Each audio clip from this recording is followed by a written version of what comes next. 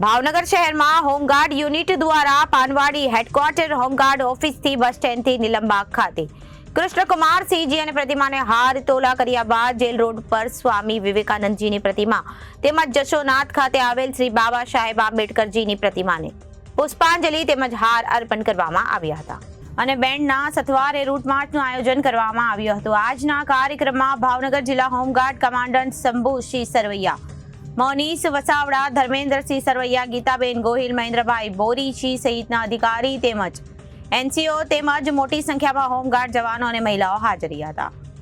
6 December એટલે નાગરિક સંરક્ષણ અને હોમગાર્ડ દળની સ્થાપનાનો દિવસ।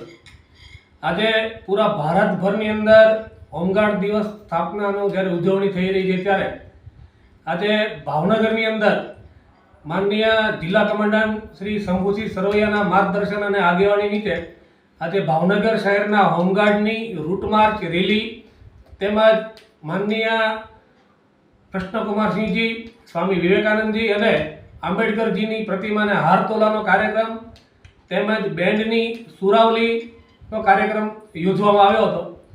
ગઈકાલે ભાવનગર શહેરની અંદર દરેક સ્મશાનની અંદર સ્મશાન ગૃહો છે તેની અંદર સફાઈ અભિયાન, ગરીબ બાળકોને કપડાં અને શાલ વિતરણનો કાર્યક્રમ તેમજ શંકરના મંદિરની અંદર મહાઆરતીનો કાર્યક્રમ પણ ગઈકાલે યોજાઈ ગયો। Reporter Firoz Malek, ABC news, Bhavnagar.